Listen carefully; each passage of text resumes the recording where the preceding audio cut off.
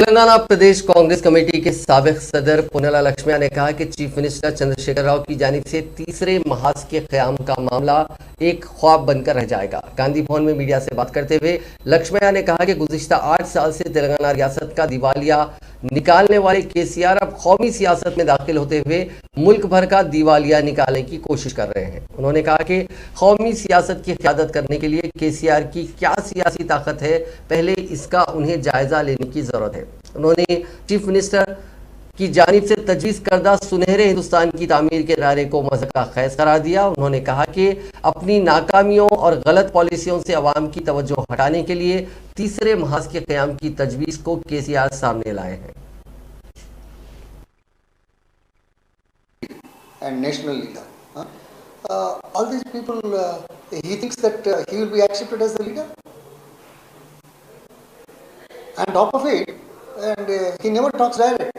He only gives leaks to the media, unfortunately. What is happening? So he's saying that he made Telangana as a Bangaru Telangana. Now he wants to make Bharat Desham Bangaru Bharat Desham.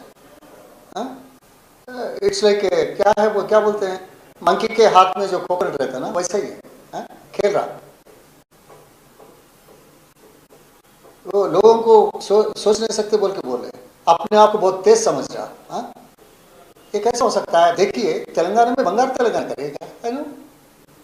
एक project भी अभी तक 8 साल हो रहा, एक project भी complete नहीं किया। इरिगेशन में वो क्या है, पालमूर रंगारेड्डी ऐसा है, वो एक ही वो चेक डैम है ना, वो डैम है वो आयनिक का, वो कालेश्वरम, वो तो दिखाने के लिए है। उससे एक बूंद का पानी यूटिलाइज नहीं करे, 1 एकड़ का कल्टीवेशन भी नहीं हुआ। और खंतरपल्ली से तुपाकुलगुड़म लेके जाके वो भी ऐसे ही पड़ा हुआ है 8 साल से। और भक्त रामदास का ऐसे ही पड़ा हुआ है। इतने प्रोजेक्ट, एक प्रोजेक्ट भी नहीं करा। और पावर में क्या करा, यादाद्री वैसे ही है।